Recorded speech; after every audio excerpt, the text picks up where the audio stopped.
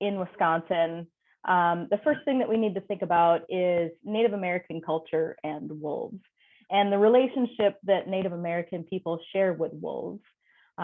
Wolves are considered to be a very important and revered species in Native American culture. They are considered to be a brother, and not just like an animal like you or I would think about them, but they share a brotherhood. Whereas when, or I guess, when we talk about the Chippewa creation story, if you've all heard that, I'm not sure, but in the Chippewa creation story, the creator sent the original wolf to walk with the original man. And then later, the creator instructed them to walk different paths. But what happened to one would happen to the other.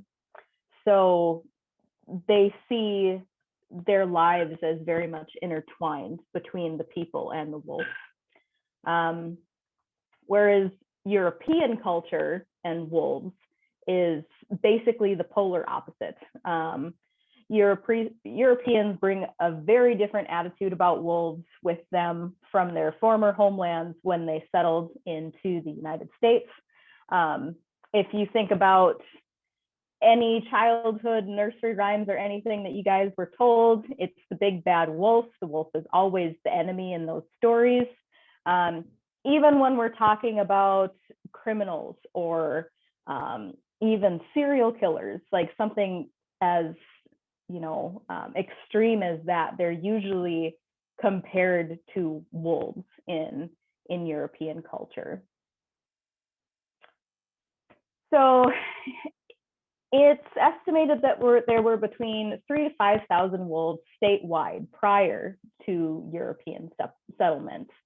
And a bounty was put on wolves in about 1865. And by 1957, wolves were mostly eradicated from the state. And as you can see here in this photograph, a lot of times people were passing off coyotes as wolves, because during that bounty, all you had to do was take an ear of one of the animals you harvested and turn that in for that cash opportunity there. And you didn't have to bring, you could bring 2 ears in and say that they were from 2 different animals, technically, is what I'm trying to get at here. It wasn't regulated very well. So we can see there was a pretty extreme decline and then also recovery here in Wisconsin. So that's nice to see. But you can see at the end of the bounty there in 1957, there were basically no wolves whatsoever. And then when they were put in protection in 1989, when our wolf recovery began, that population kind of spiked pretty rapidly because no one was harvesting them. From 1960 to 1975, wolves were considered completely extirpated from the state, like I said. And then 1967, wolves were listed as federally endangered. And again in 1974 under the Endangered Species Act when that was created. So you can see here the red is the wolf distribution in that time. So absolutely nothing in Wisconsin, as far as we knew anyway. Then after they were put on the endangered species list, they slowly started migrating back down from Minnesota. And then today, this gives you a really good idea of what our population recovered from. So the lime green range is our wolf population range from 1980. The darker blue is our wolf range from 2001. And the kind of turquoise color is our wolf range from last year. So they have recovered a lot of their old territory in Wisconsin. Of course, a lot of those southern areas have, they're pretty highly agricultural. So it's going to be difficult for them to find areas in that kind of the rest of the gray, with the exception of along the river there, but there's not going to be a ton of spots for them to kind of expand into in the rest of the lower parts of Wisconsin here. So this is a map showing the wolves that were detected in Wisconsin from last year's tracking season. You can see all of the little gray circles were packs that were detected for the last 2 winters. We also have packs redetected from prior to 2019, which are the turquoise kind of green colored ones. The new packs are the blue dots, the yellow ones are lone wolves, and then of course those red asterisks are dispersing wolves. And we do have some wolves that came in from Michigan as well.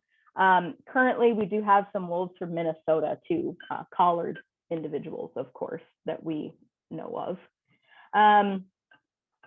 So yes, the breakdown is our minimum count was around 1,034 to 1,057 wolves, which was a 13.1% increase from the previous season. Of that, there were about 1,018 to 1,041 of those individuals residing in packs, giving us an average of about 4 wolves per pack throughout Wisconsin, which is pretty much on par with the rest of the United States pack sizes. And we also had 16 non-pack associated wolves. Now moving forward, we are going to be using a slightly different method for our wolf counts. So we're not going to have this very nice breakdown of each pack moving forward anymore, which is kind of a shame, and I know some people will be disappointed about, but we are using a method that is kind of taking a step in a more advanced, more efficient direction of population modeling. So we should get more accurate numbers. So that's a good thing. And this is just showing a progression of the wolf population. So you can see the threatened and endangered status bars, as well as our delisting level goal for population and our management goal for population. And this goes back from 1980 to 2020. And then here again is the same graphic, and this just shows the jumping on and off of the federal protection that our wolves here in Wisconsin have been subjected to for ever since the beginning of the Endangered Species Project. So it's been a long journey. Doesn't look like it's going to stop anytime soon, because we all know they're currently delisted at the moment, and we'll see how long that lasts. I'm thinking probably not very long. So, and that's all I've got.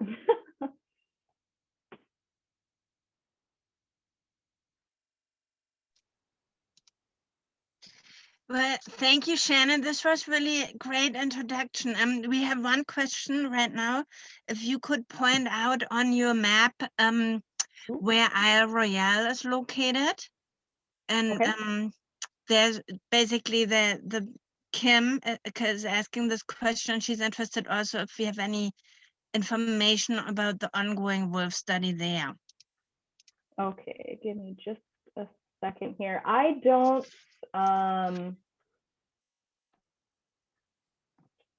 really have any information on Isle Royale personally.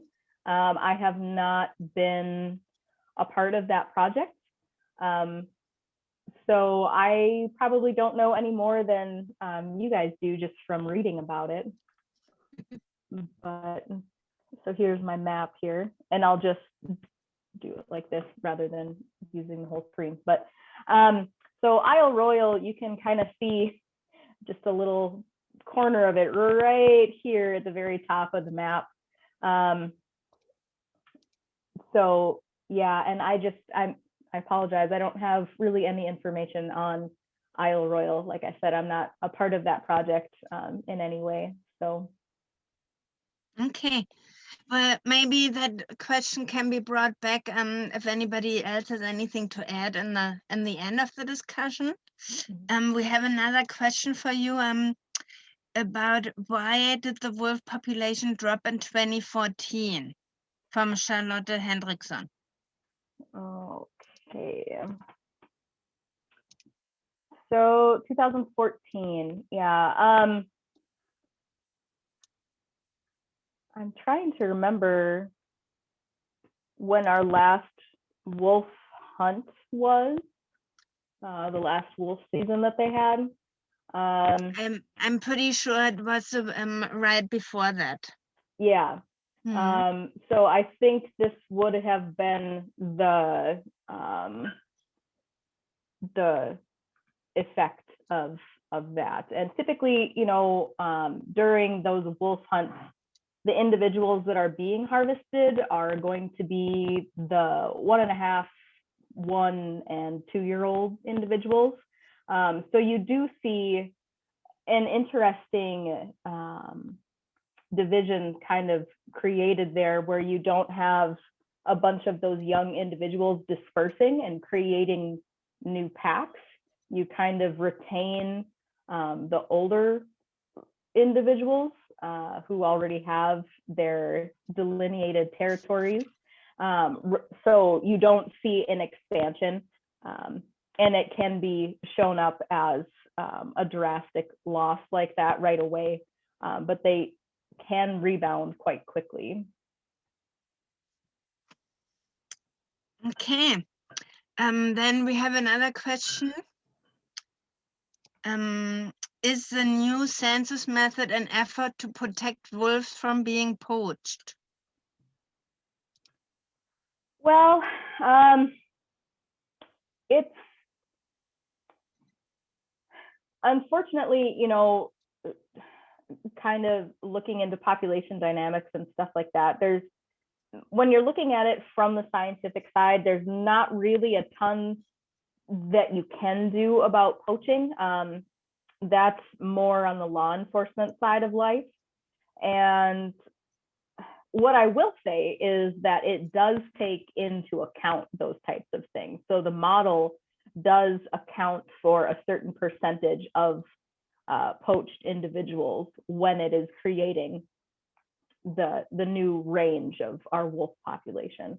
So it is a consideration in there. It's not something that will probably prevent any type of poaching. That's a very difficult thing to do, unfortunately. Yeah. Well, there hasn't. I think we're down with the questions. If anybody has questions later coming towards Shannon's part of the presentation, please keep posting them. And actually, we're just having one come through here. Why do you think that the young usually get killed, and what are any statistics on that, or if there are? Yeah. So I say this very lovingly, but those young individuals are not super intelligent at that point in time in their lives. I always talk about them being young and dumb. And in fact, those are the ones that when I'm going out and live trapping to put on collars, radio collars, those are typically the ones that I get to. Your breeding male and females have been around the block a little bit longer. They're a lot more cautious about things. So they're just not going to take the risks that younger individuals who are out on their own for the first time away from mom and dad are going to take. So yeah, I say that lovingly, but they are just young and dumb at that point in time in their lives. So. Yeah, thank you, Shannon, for everything. And I'd like to introduce Abel Bean and Matt Nelson. Those are our senior trackers here at the Teaching Drum. Abel Bean has been a senior wilderness guide at Teaching Drum Outdoor School for the past 20 years. And he's a very experienced tracker and guiding various wilderness immersion programs here. Matt Nelson is a certified senior tracker and evaluator with Cyber Tracker North America, which makes him one of the best trackers on the continent. And we are glad to have him reside with us right here at the moment at Teaching Drum Outdoor School. And we'll be running some cyber tracker track and sign evaluations here. So just a little background. This year would have been our third annual wolf tracking immersion that we have here at the Teaching Drum. Due to the COVID pandemic, we had to change our format to a virtual celebration. And I will be putting in the chat our Facebook and YouTube channel. If you haven't already seen it, there's been a multitude of amazing videos and book recommendations that we put out throughout this past week, and there's still one to come that you can look forward to, which we'll be uploading after the show. So here's the floor to Abel and Matt to share about our experiences here. Thank you. Go ahead. All right. Well, I see some familiar faces, and I'm just saying hello to each of you. Thank you all for coming. And I'm honored to be here, both at the Teaching Drum and working fairly closely with these wolves in our neighborhood here. We've been blessed to see some major changes in the last 20 years here. I've come and gone. Abel's been here this whole time, but the numbers of wolves have come way up, as Shannon has shared here with her graphs and her good information. We've seen patterns of behavior based on both the weather and population dynamics, both of the wolves themselves and of their prey. And so it's really been fascinating to get a glimpse into their lives through tracking the way that we've been able to do here. And yeah, so the last week, I think most of you are aware, we've been out every day, and we've been making these little video clips of what we're finding. And it's really been a fun week, and we've seen some interesting stuff that we've never seen before, and some things that we don't have answers for as well, and that's just part of tracking. So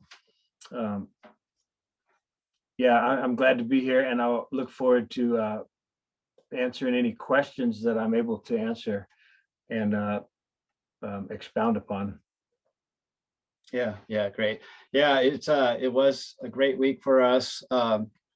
The thing that really is standing out is what Shannon showed on the population increase here. I think the first time we saw wolves in our area was about 15 years ago. And then we would sparsely see them maybe once or twice each winter. But now, 15 years later, we can go out and find them almost every day. And in a lot of times in the past, we would just see a pair of wolves or an individual wolf track, but now we see consistent packs. And even in our area right here, we have quite large pack sizes compared to the average. So Matt and I, we were tracking one group of 11, 12 individuals in that pack, which is quite large for Wisconsin. And then two other packs, all within, within 5 to 10 miles of each other, were we had 6 to 7 individuals. So we're really lucky here, and it's a lot of fun to come here and go out and check out what they're doing. Yeah. Let's see what else I want to share. One of the things that was shown, we talked about in the videos that we did, is that when we go out, we're just seeing a real snapshot of what they're doing. We can follow them for, the one time we followed them for a couple hours through the woods, and we followed for a couple hours, but we probably walked maybe 20 minutes of their trail, in their lives. And So we've been doing this for a long time, and it's like we get a little piece of information here, a little piece of information there, and we're putting more and more of the story, getting a feel for their intimate lives. And but it's just the tip of the iceberg, really. There's so much to learn about the wolves and how they're interacting with each other, how they communicate. And one particular story stands out, and that is Matt and I one day saw a really fresh sign, and we went into the woods and followed them around, and we found this really beautiful wolf lay, just this beautiful round lay with wolf hair in it and a big wolf poop right next to it. And we thought, oh, great, this is where they slept. We're going to go around and find all the other wolf lays, because there was all wolf tracks everywhere. There was 6, 7 individuals. And we looked and looked and looked, and there were no other lays. And we backtracked these wolves. We tried to see what was going on. And it really looked like that we had this one wolf just sleeping by himself. And then 6 other wolves came and joined up with him, and they all went off together in the woods. And we just can't fathom how they can communicate that, where they're going to be, how they join up, how they split apart. It's so fluid, and there's so much going on that we just have to guess at. So that was really impressive to me on this last week. I'd like to expound on that just a little bit. What Abel's talking about here, we think that we can go out and we can learn the behavior of an animal. I can go learn about foxes, for instance, and I think that a fox is going to do what a fox does wherever you are, and to some degree that's true. But what I want to pass on here is that these animals are individuals, just similarly to people. They have personalities. They have different ways of interacting. They have different ways of functioning in their world, and it's a beautiful chance to really get to look into that a little bit in tracking. That's one of the things that we like to check out. And the fluidity that Abel is talking about in these wolves' lives, they teach us about fluidity in our own lives. They teach us to remain plastic in our thought processes. One of the things that we're constantly doing out on the trail is we're creating a story, a hypothesis based on the information that we have. Like Abel was talking about earlier, that story is constantly changing. Every few steps, we might find a new bit of information that can completely blow our running theory out of the water. And that really helps us as people, I would say, tracking does in that way. So yeah, we've been blessed here. It's been a lot of fun.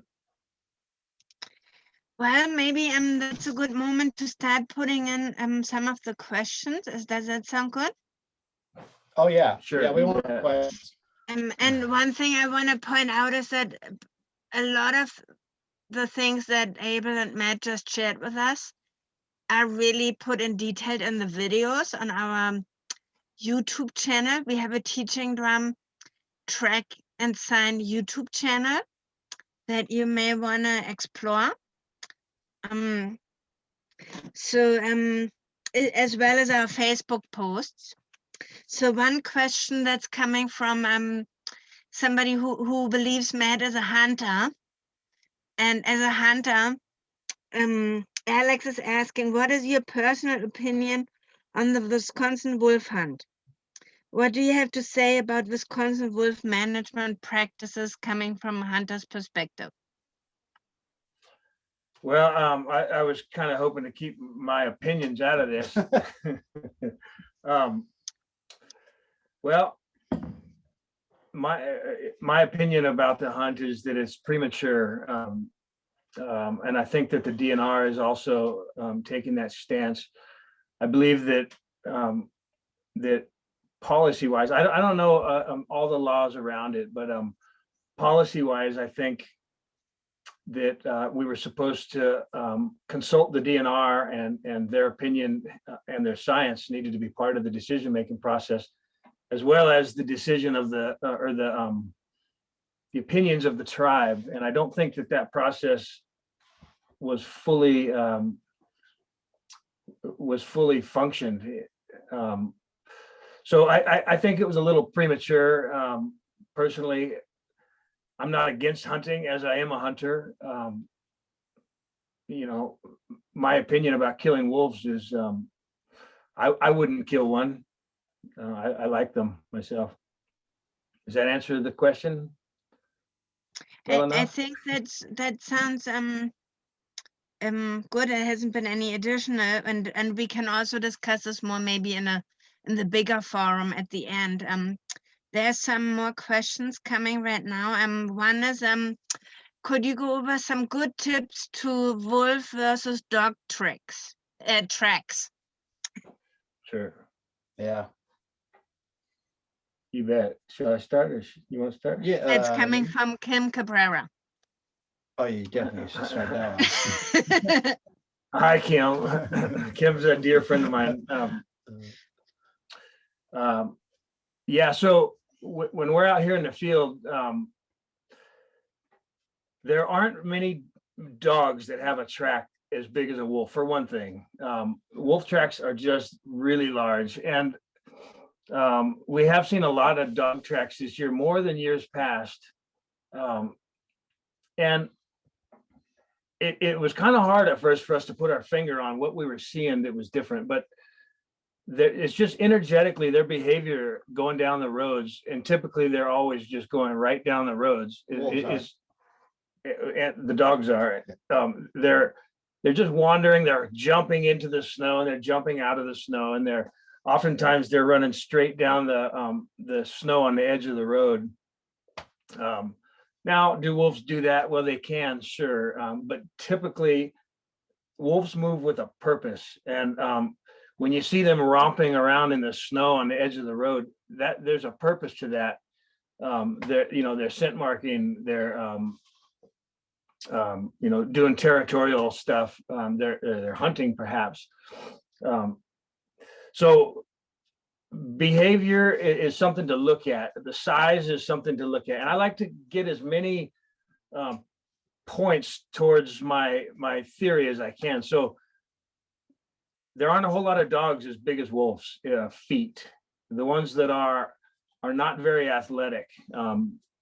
Except for a say like a greyhound, which runs. They have big long feet, but their feet are not athletic in the same way that a wolf's is. Kim, I know you're super familiar with coyote tracks. They're real clean. They're real symmetrical. Their nails tend to be on a higher plane than their toe pads, right? Dog tracks, the nails are down in as deep as the toe pads, and that's typically not the case with any wild canid. Wolves have very robust toes. The toes stand out real clearly in their tracks typically. Now, in the snow, in deep snow especially, you can't see their feet a lot of times. It's just a hole in the snow or an impression. That gets a little trickier, and I'll just say this. I have a fair bit of experience tracking animals, and oftentimes I can go hundreds of yards before I can figure that out, and sometimes I can't figure it out. That's just the nature of the game. So my tip would be to remain as open as we can and just keep letting information come in. Just keep looking at stuff and questioning stuff and being curious. A little story, just a quick aside. I tracked what I thought was a fox for a whole winter one time, and then I had a more experienced tracker come along and tell me that it was a coyote track, and I had been following this animal all winter. Like every day I'd go out and trail him for hours, and I didn't really need to know who this animal was, because what I was learning about its life was rich enough, and later when I learned more detailed stuff, this background of seeing into their lives really kind of clicked home for me. You want to add anything? Well, yeah, on also for identifying, out in the field here when we're going out wolf tracking, One of the things, we get a lot of raised leg urinations, pees from the wolves, and the wolf pee has a really distinct smell to it, so it's easy to identify, and it's easy to distinguish from dogs, and even from coyotes and foxes once you get used to that. So we often use that to help us identify, and then also scat. The wolf scat is pretty unique in that it has a lot of animal parts in it, hair in it, sometimes bone chips. So it's, and usually with dogs, it's a completely different kind of scat. It's pretty easy to tell the difference. So yeah, so that's also really helpful for us. Yeah, well, we're going on with our time. We have questions accumulating. I'm thinking that we might move forward to give our other two presenters a chance to share with us of their experience, and then we can address some of the questions as we're coming to our general question round. All right. Sounds good. Okay, so I would like to introduce Tamarack Song. He's the founder of Teaching Drum Outdoor School, and he's a lifetime tracker who has experienced living with wolves as a member of their pack, and so therefore knows them very intimately. Hello, Tamarack, would you please unmute yourself?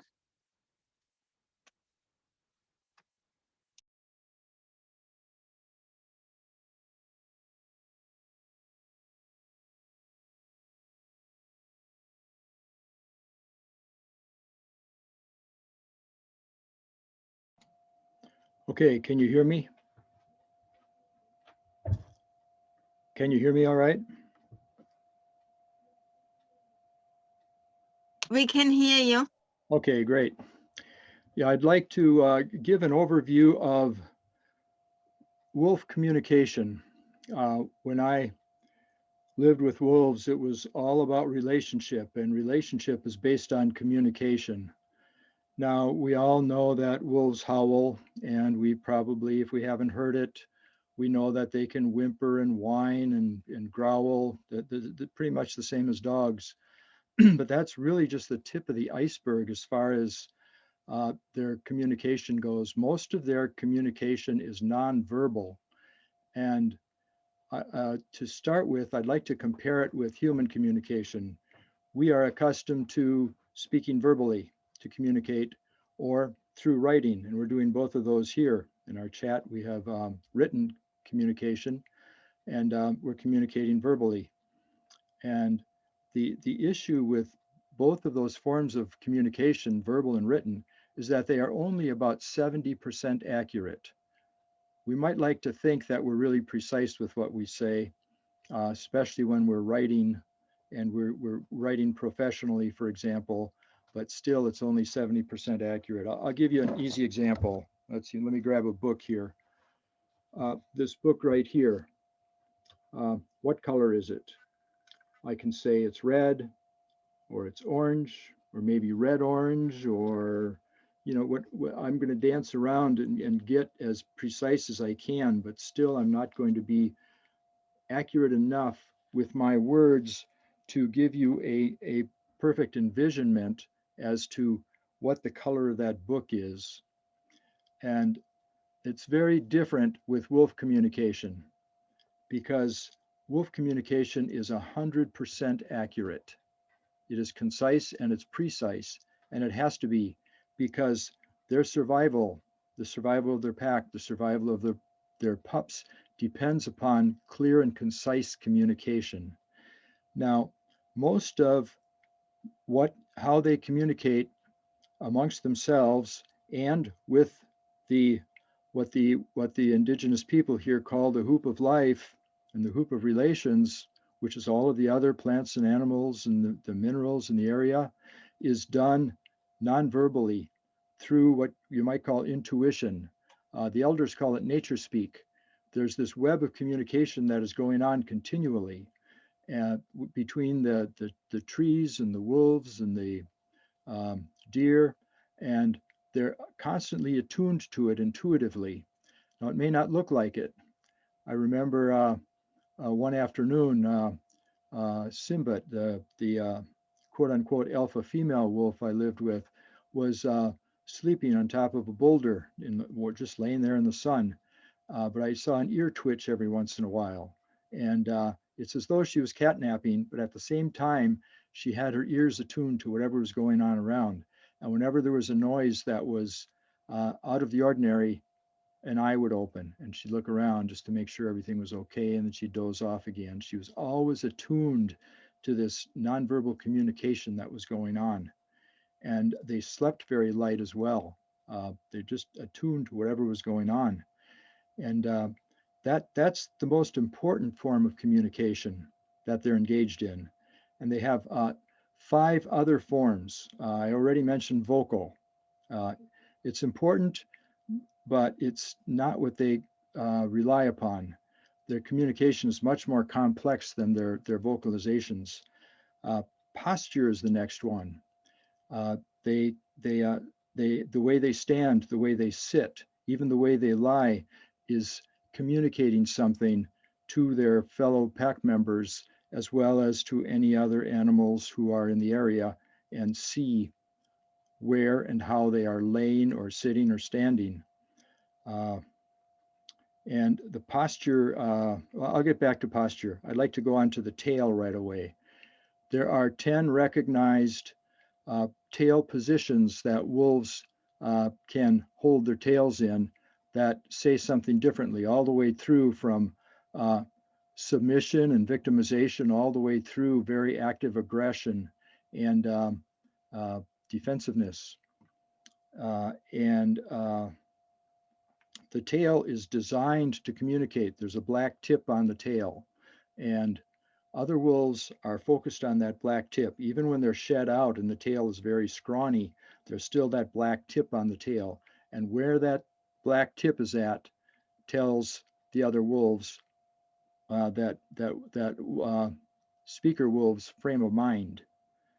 Now, next is the ears. Now, the ears are unique because they have dark tips as well. They're light inside with dark rims so that they stand out. Now, the ears have any number of positions and they can function independently. A wolf can have one ear up and one ear down, or one ear off to the side and one ear up. And they are,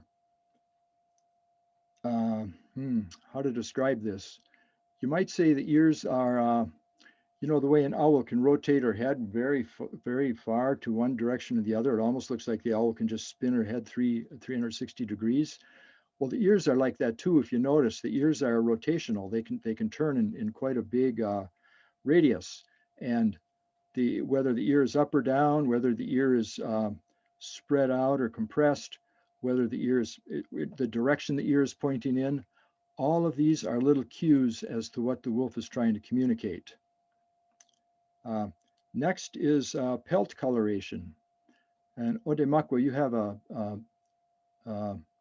slide of pelts. Can you put it up, please?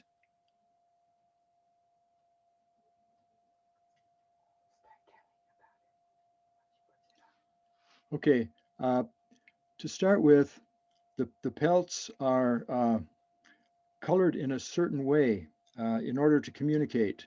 You might say that the pelt is a form of sign language.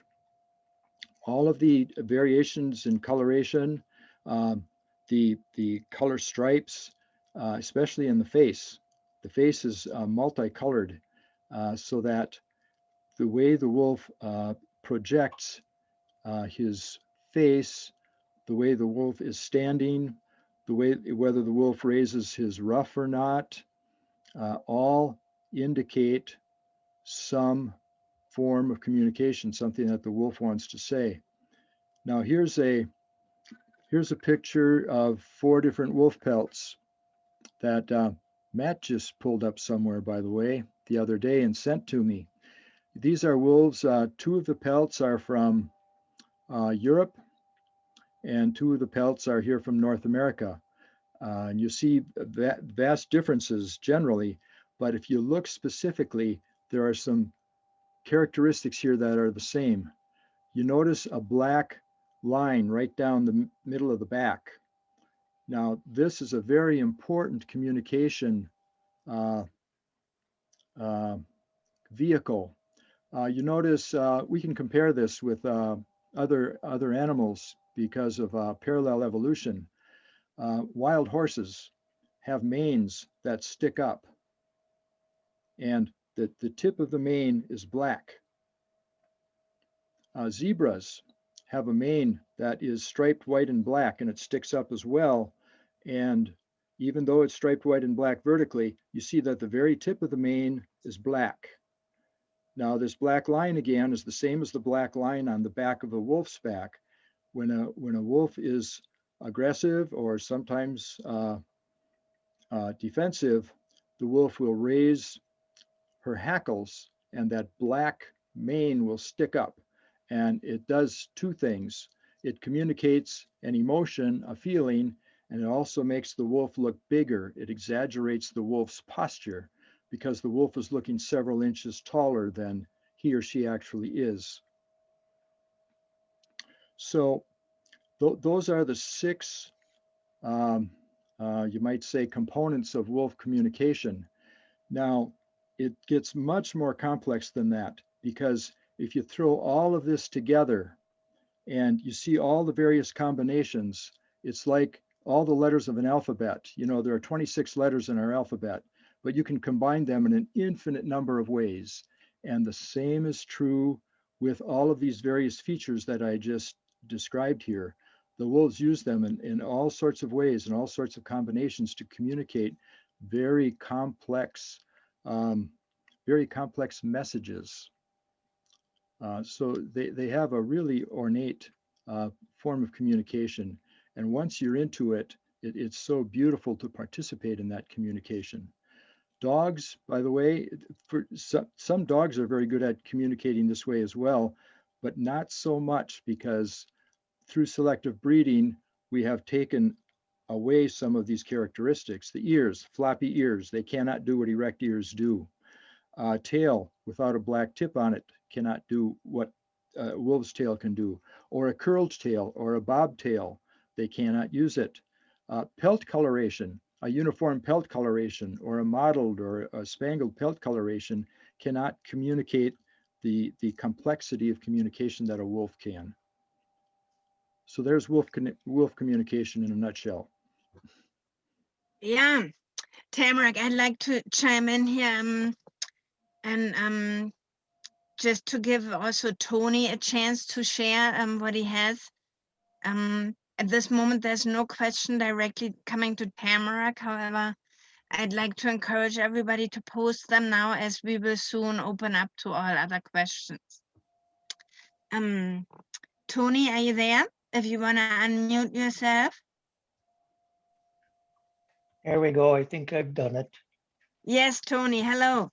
I'd like to introduce Tony. Tony is a lifetime animal tracker who also was a forensic tracker for 40 years within the police service. And he's definitely one of our tracker elders here at the Teaching Drum. We always love to hear Tony's stories. There's a sheer endless amount of wisdom around tracking. And yeah, Tony is here. Tony, I want to point out that Tony has done a marvelous job on his first Zoom call today, and unfortunately doesn't have a camera, so we can just imagine that he's talking to us from the shadows. So welcome, Tony. Thank you. I just would like to thank Teaching Drum for bringing attention to our wolf brothers, because much can be learned from the stories that they leave us. We find that I really would recommend everyone look at the videos that are that you have presented that were gathered by Abel and Matt. I think they're very important for everyone to take a look at, because they tell us a story. And when we were young, we learned the alphabet in ABCs and all the marks that put together to tell us things about what is going on. And when we become a tracker, we learn how to read the alphabet of the track. And that's what they did. It is actually nature's alphabet that tells you a story of what that animal has left for us. It tells of the animal's joys, its defeats, its championship, its hierarchy, its resting time. It's the chase for its food, and it's the playtime. And Abel and Matt have collected a book's worth of information in those videos in this particular pack. But it is not only the tracks that are left behind by the wolves, but the environmental impacts that surround the area they were in. If you watch the videos, you'll notice that they did not only use their eyes to track these animals, to discover what they were doing, where they were going, how they were feeling, but it was all there. They had to take into consideration such things as the weather, the wind direction, the temperature, how many wolves were there, or at least getting close to that number, and what did they do? So it's like the tracks that are left behind in the environment is just like when you see the punctuations, paragraphs, and explanatory sentences that a tracker can see when he looks at the natural world. And these types of marks left by these wolves told a very good story. And I would really recommend everyone to take a look at that and perhaps help them participate in tracking wolves or any creature that lives in the wild. It's very interesting. So I don't want to take up too much of your time. I know you have a lot of questions coming in. So I just want to commend both Abel and Matt for the wonderful job they did. They used their eyes, their ears, and even their sense of smell to identify what they were doing. And these are important issues in tracking your game or the animals that you are looking for in the wild. That's it. Yeah, great, Tony. And I would like to just point out that Matt and Abel also have a great team of supporters who have been doing a lot of the work in the background of the videos and book recommendations. And yeah, we had our whole staff here on the Teaching Drum Wolf Awareness Week. And yeah, I've been posting the Facebook page and the YouTube channel in the chat. It'll also show up really easily on Google if this is no good time to take the address down. But yeah, we have a lot of questions here. Starting with Kim Cabrera. How much scent communication do you find wolves doing in their daily lives?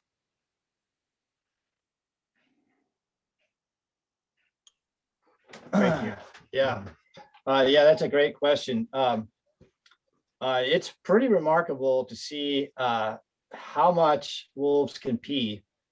It seems like they'll go down a trail, or they'll go down on the edge of their territory, or they'll somewhere, and they'll just be peeing, and it seems like it's every 100 feet they're peeing.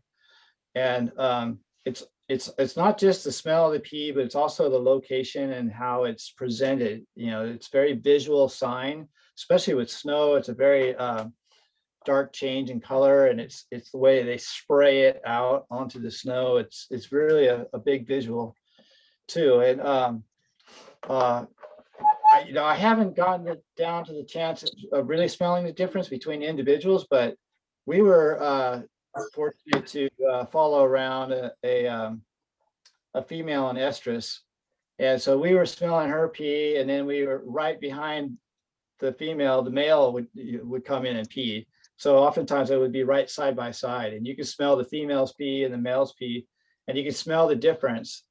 And you know, when you look at a wolf's skull and their nose and all that sensory they have in their noses, they're smelling things that we just can't, I think, tap into. And so they have a much richer world in the smell with peas. And then the other is the scat. Matt loves smelling wolf scat. But it's pretty powerful smell, and it's also a big scent indicator to them. And I'm sure also the other thing too, where I see them with the communication is they when they meet up, they rub up against each other, and they really do this thing. I mean, when you see that on the one video where we saw a meetup area, they just trample the area around, and they're just wrestling around and rubbing up against each other. And there's a lot of licking of each other and smelling. So they really bond through a sense of familiarity of scent smell. So yeah, there's a lot there. Yeah. One thing that I see dogs do, and you know, it when you're learning about wolves, you can watch dogs and you can learn a lot about the way that they interact, because dogs carry the same genetics. You know, a lot of times dogs will come together and they smell each other's faces. And Abel was talking like they rub and they lick each other. There's a lot of scent communication going on there. And science has been looking at scent communication a lot. And I just want to say that our understanding of scent communication is quite rudimentary. We see a lot of intraspecies and interspecies communication going on. We see other animals coming to these scent marking stations and overlap and scent marking there themselves. And inspecting. So there's a lot going on out there that we're just scratching the surface of. Another thing that you can see dogs do that we're seeing all over the place where wolves mark is these RLUs, these raised leg urinations that Abel was talking about, these pee marks. Oftentimes, you know, you guys have seen dogs where after they take a scat or they pee, they'll rub their feet and they'll scrape their feet on the ground and making these scratch marks that we see all over the place. That's not for fun. You know, they've got these interdigital glands between their toes, and they're actually laying down scent, and we can say that we understand what that's about. You know, this is territorial or this is mating status, and it may be, but we really don't know. We just know that it's communication. It's their social life is signposts a lot of times, and so yeah, we've been enjoying looking at it anyway. Mm-hmm. Great. With that, I would like to pass on the next question to the panelists. I'm gonna let everybody know that we have that whatever we can't cover tonight in our questions, we may be able to address in our through other media on our Facebook page, or you may find a lot of these answers also in our YouTube videos, which I just posted the playlist.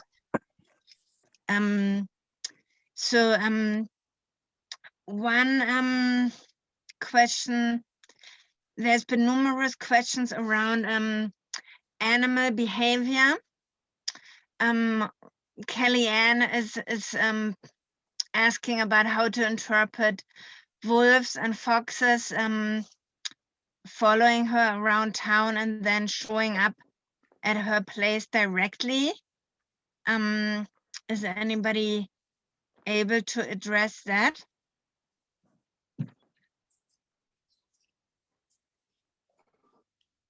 What? And yeah, Wolves and foxes follow her around town, and then they show up at her house. Somebody asked Tamarack, what does it mean when a wolf follows your car, and you pull into the Taco Bell drive-thru and the wolf is standing right behind you? I guess that happened. You better share your taco. Share your taco. There you go. Yeah, this is a question that goes into another realm, possibly. This could have to do with animal guides, dodemic relationship, if any of you have an understanding or awareness of that.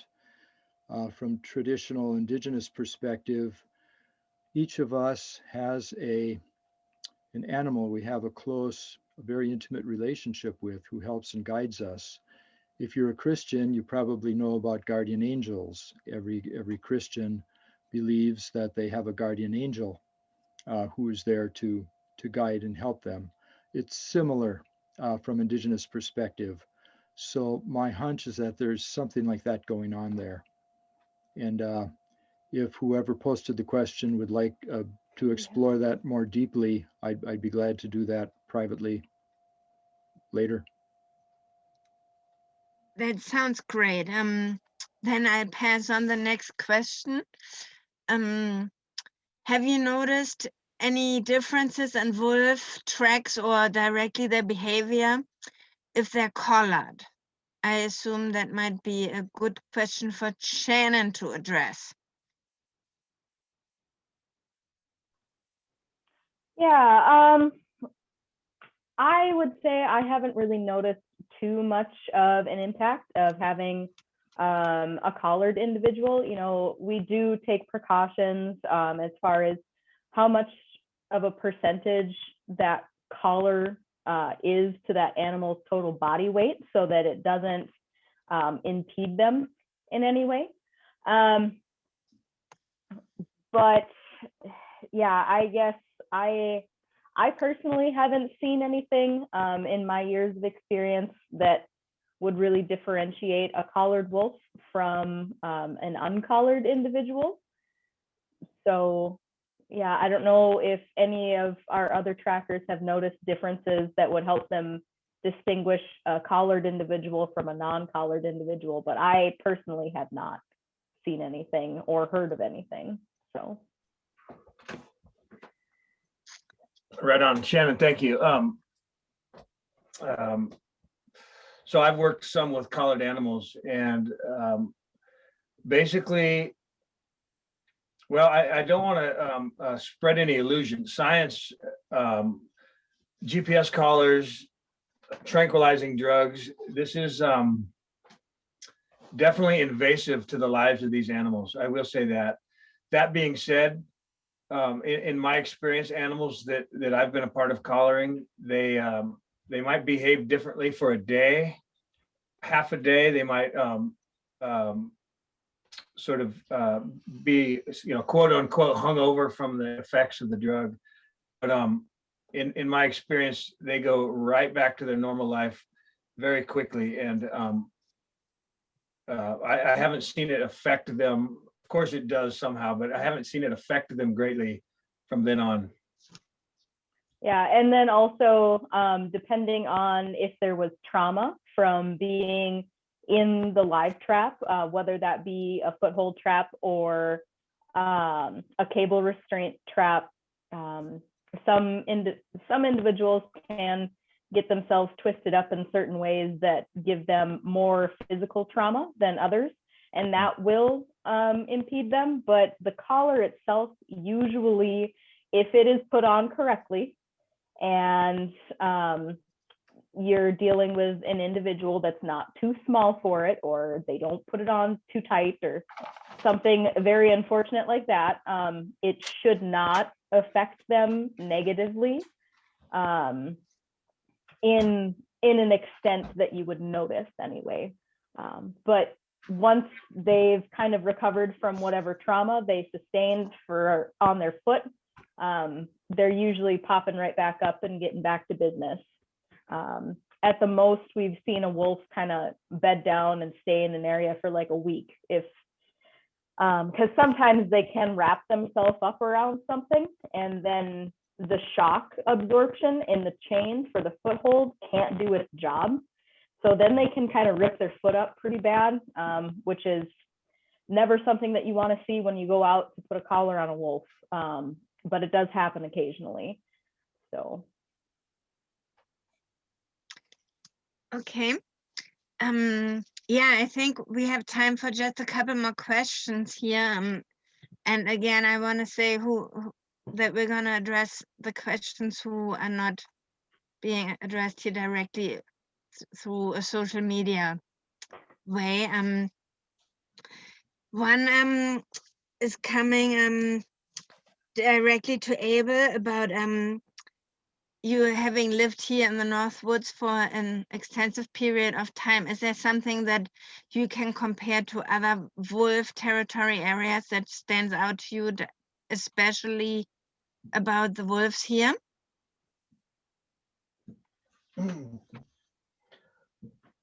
Yeah, sure. I would say one of the unique opportunities we've had over the last 15 years is to see that we do not have well-established wolf boundaries and wolf territories, because when they first came in, they just had a wide open territory here. It was just, there were no other wolves. So they just pretty much roamed and followed the food. And now we're starting to see more competition with space and more boundaries between the packs. You know, I've only been doing this for the last 20 years here. I haven't been in any other places to really be able to see how packs interact, other than what I see on documentaries, and especially with like Yellowstone or Isle Royale, that kind of thing. So, but it's pretty neat to see. You know, now Matt and I were out tracking, and we were tracking in an area that's about 100 square miles. And there's definitely 3 packs in that 100 square mile area. And, you know, so we're just now starting to see like what areas do they really stay in, and how much do they cross over into each other's areas, and what kind of reactions do they do with that. So that's all right now. We're just starting to see that. And it'll probably be another 20 years before we really know what's going on. But one of the things that Matt and I want to do is to work more closely with our local agencies, because they have a lot more data for that than we can get from just tracking. It's just so hard to cover 100 square miles out on foot and be able to see all of that. So, you know, we do have collared wolves in our area. But it's hard to get that information for, you know, we're considered amateur wolf observers, and that information is not given out so easily, because you know, there's reasons for that. They're protecting the livelihoods of these wolves. But I think we'll get more information as time goes, especially when we build more relationships and share more information on what we're getting, and also that we can share real value information for people too. So yeah, it's a hard question to answer, but it is really interesting to watch. The wolves are definitely consistently staying in their pack areas now where we are, more than they were 10, 15 years ago. Yeah, I'd like to pass it on here to Shannon, especially since you worked with wolf populations in Minnesota and then come to Wisconsin. If there's anything that you would like to add here, and if you want to include in your answer the question on why do wolves howl back when humans do howl surveys? Yeah, I saw that one from Emily. Yeah, so as far as, you know, wolves becoming more distinctly territorial as the population grows, that's definitely something that you can observe coming from Minnesota, where we've had an extremely well-established wolf population for several years now, it's really interesting to see the differences between what I learned at home and what I can see here. Like, one of the things that really jumped out at me when I first started doing tracking surveys here is that you could see wolf tracks with coyote tracks running in between them. Obviously, those tracks weren't made at the same time, but that's just not something that you see in Minnesota at all, which was very striking to me. Especially where I'm at, it's very like temporally distinct. Like, you either have wolves in your area or you have coyotes in your area. You don't have both. And my kind of hypothesis with that is that Minnesota's wolves are a little bit more established, you know, and I think that we may start to see, as our wolves here in Wisconsin are more established, that they're going to become more aggressive and harsh with those territory lines. As Abel was saying, he's noticed a huge difference in the past 10 or so years with how those wolves are kind of maintaining that boundary a little bit more. As far as wolves howling back to people, that's, you know, wolves will actually howl back if they hear ambulance sirens and stuff like that. I don't know if somebody else who's a little bit more experienced with wolf howls has a better answer for that, but yeah, they howl back pretty readily. Actually, I think that I saw even Sarah hop on here, Sarah Bowles, and her and Adrian do a ton of howl surveys. Not to discredit anybody else, but yeah, I don't know if somebody maybe wants to take over on that one a little bit more. I haven't really actually personally done a ton of howl surveys. Hi guys. Yes, welcome Adrian and welcome Sarah. You are popping in at just the right time on this. We had some tracking to do, so we were late getting here. Wait, you're hard to hear. We had some tracking to do, so we're late getting here. Nice. Can you hear now? Can you hear? Sarah's at Yeah, it sounds a little bit like you're talking through a can. What if we can maybe move? No, it's just, yeah, it's a bad, I don't know, it's a bad mic on my computer or something. It doesn't. Oh, there it goes. That's better. If you lean close to the computer like that, it's easier to hear you. Okay, so the howling. What was the question? What was the question? Why do wolves wolves howl howl? back to humans? Since they're so perceptive, why do they howl back to people and ambulance sirens and other things like that? I think they respond to a lot of things that sort of sound like wolves. So we have ambulance, trains, people that sound like wolves. Coyotes will howl to wolves and wolves will howl to coyotes. Yeah, so it's a variety of sounds that I think it's a similar sort of sound that stimulates them to respond. Yeah, I guess that's a good answer, saying who knows? Nobody really knows, right? It's just whatever initiates their response. Right? You have dogs, people have dogs that you can sing along with, right? So it's just whatever that, I don't know if anybody knows, really. It works, sometimes it doesn't. Yep. Can you hear us better now? We yell. A little, yeah. I'm sorry. Frustrating, so you want to try. Adrian's going to turn on his computer. He has a better mic. Yeah. Well, we're actually nearing the end of the program right now. But it's great to have you, and I don't know if you have anything. I want to point out Adrian Weideman. Oh, you're getting the other computer right now. Great. Adrian Weideman and Sarah Bowles are longtime trackers. Adrian Weideman was a main head in the DNR for a long time. And I'm sorry, I don't have your title ready here right now. There are surprise guests coming in at the last minute. Unmute. There we go. Hi. Can you Oh, hear That's a better? lot better. That's a lot Very better. good. Yeah. Huh, So this is much better. Good. you have a nice large group, eh? Yeah. For this. Yeah. Yeah, sure do. Good.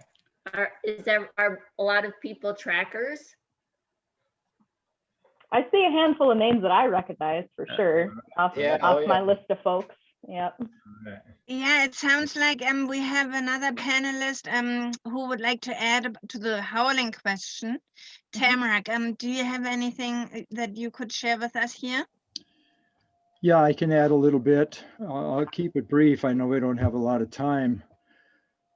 You'll oftentimes see wolves howling around rendezvous sites. And if you understand the reason for a rendezvous site, after the wolf pups leave the den area, they are traveling along with the adult wolves, either on the hunt or to mark territory. And where they rendezvous, the pups are very vulnerable. So you'll hear a lot of howling because howling helps to identify any intruders. The wolves will howl and they are gauging if there are any other wolves in the area responding. And the reason they respond to just about anything is that they are in defensive mode. So they want to be sure that they spot the location and the distance from the rendezvous site of anything that might be a potential danger to the pups. You're muted, Adrian, in case you're trying to add something. Yeah, I think the pups especially are the easiest to get a response from because they're unfamiliar with who's in the neighborhood and other wolves, and they're at a stage yet where they're still learning to socialize, and they don't recognize the neighbors yet, and any strange howl to them might be family members coming back to feed them, so they get excited over a howl until they get to know that those might be neighbors you don't want to talk to.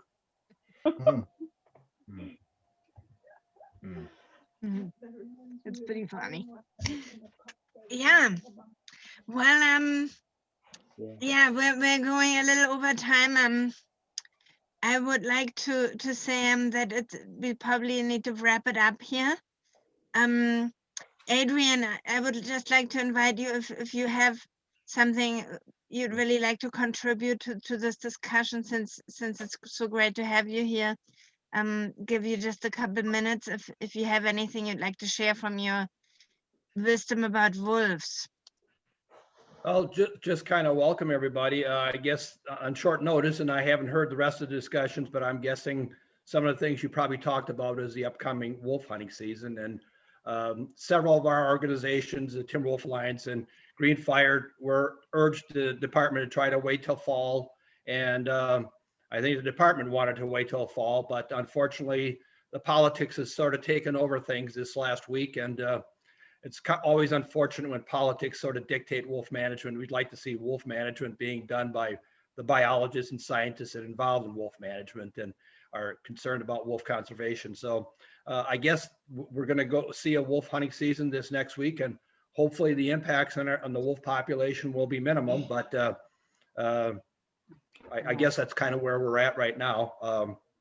But Wisconsin's wolf population is doing very well. We're at record numbers. So it's important for people to be out there to monitor them, the population. Yeah, and yeah, Sarah just pointed out that it is important for people to be out there monitoring the wolf population, and people are involved with that program in Wisconsin. We do urge you to continue to get out and survey the wolves in your area. Thanks for letting me on. Yeah, I would like to actually ask something on that, and that I want to let everybody know that we have a number of volunteer DNR wolf trackers here in the audience. Do you have a recommendation in reference to going tracking next week during the hunt? Is there would the added activity of the monitoring trackers possibly deter the hunting energy? Shannon may want to respond to that. Yeah, I'm thinking probably not. Those folks that are going to be out there and participating in that hunt are pretty jazzed up about it. So encounters with folks who are working for the tracking program, I doubt would deter them. And of course, you know, as a state employee, there's only so much that I can really say. And I can't really comment on my personal opinions or feelings on it. But what I can say is that, remember, if you are one of our trackers, you are technically representing the DNR. And though we were kind of forced into having this season, we are the ones who are hosting the season. So if you do encounter a hunter, please just try to don't engage. Would be what I would suggest. So. And as a volunteer tracker and a former DNR employee, and I don't have to worry about what I say. No, I think people, it's perfectly fine to be out tracking next week, but with the additional activity, tracking may be more difficult. And certainly you don't want to be in a position where you're interfering at all with anybody's ability to hunt for wolves. So the trackers are out there to observe the sign of wolves and learn about wolves, but they're not there to deter or interfere with what now is a legal activity for the hunters to do. So if people.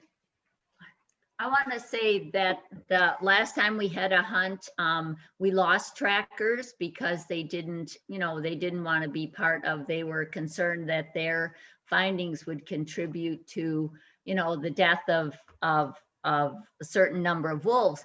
But it's more important than ever to be out there, getting the count and, so that we can continue to know that we have a sustainable, healthy population. So I hope we don't lose trackers.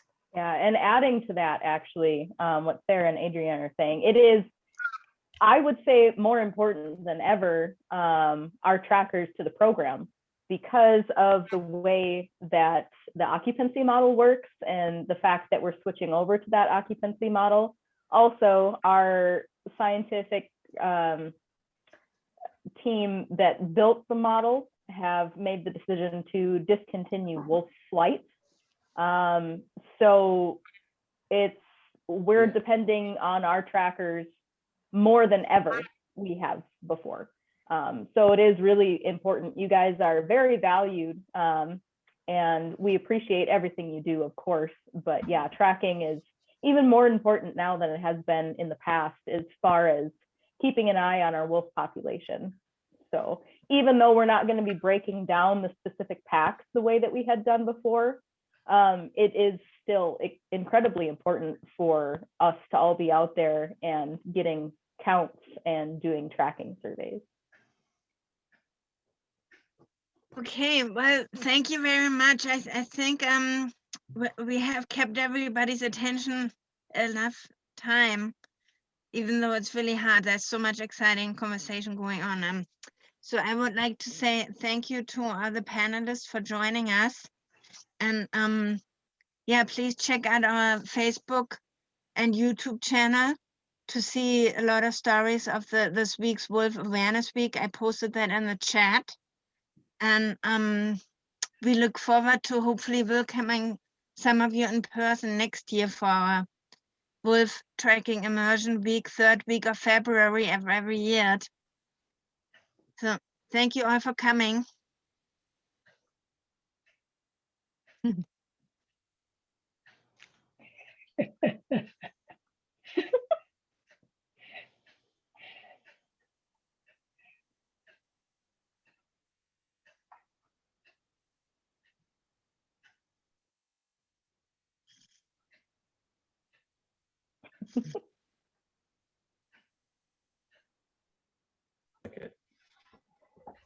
Hey, Bernard. Hey, Bernard, and wanted to say hi to Haida and Kim, of course, and everybody else there. Nice to see y'all around. say I was gonna. I don't know. There's Kim. The teaching drum crew and Adrian and Sarah. I've got kind of a neat story that I can't remember if I've told you guys or not. But when I was working in Minnesota on my master's research with the pups and stuff, I was doing a recovery for what I assumed was a dropped collar from one of my pups.